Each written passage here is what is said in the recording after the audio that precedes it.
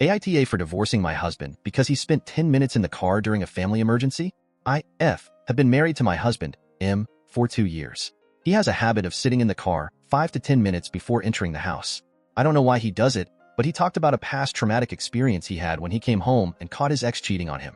Because of that, he just spends few minutes in his car before he enters his home as response to his trauma. Now, I won't say that he's wrong in coping with what happened, but this has made me feel uneasy, and it had caused many fights between us. Like when we have guests, he'd sit outside before coming in, or when dinner is waiting on him and he'd take 10 minutes silently sitting in the car.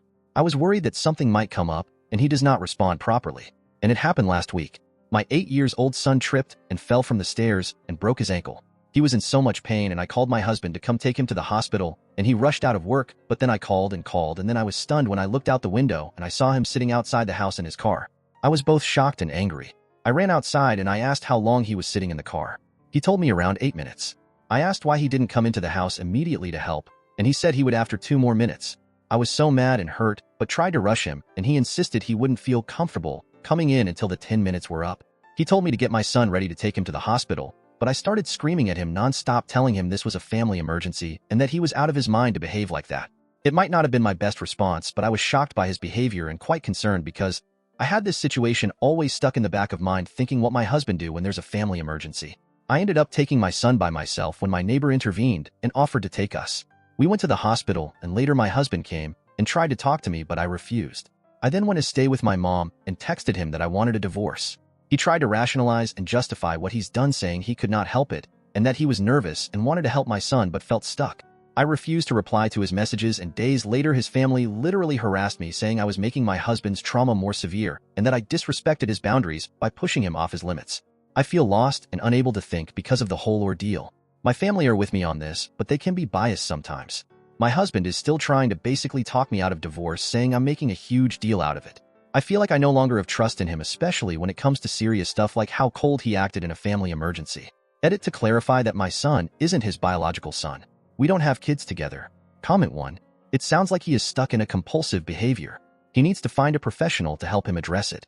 It's going to be tough, especially as he let you down when you needed him. I bet he feels really bad about the situation.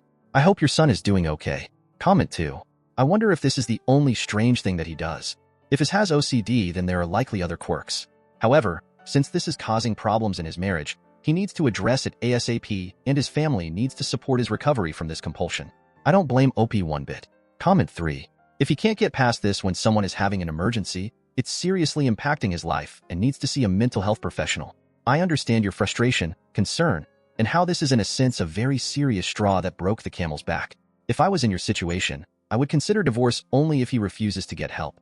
You've been more than understanding when it's stuff that's not as big of a deal like dinner being ready, but in medical emergencies he needs to be able to either work through his discomfort or be okay with being uncomfortable. It's not acceptable or fair to you or your family to put someone else at risk because he would feel uncomfortable walking into the house. Comment 4. If he can't get past his "my ex cheated on me" trauma to help a child who broke his ankle, he needs therapy. It's already caused many fights, so if he refuses therapy, do what you gotta do. Intia. Comment 5. I'm just picturing him collapsed on the floor having a heart attack, and she calmly looks at her watch and says she needs to wait 10 minutes because she was traumatized by him not helping their son in an emergency. He clearly needs professional help, and if it was me, I'd make it a condition of continuing the relationship. Intia. Thank you everyone who subscribed me and like my videos.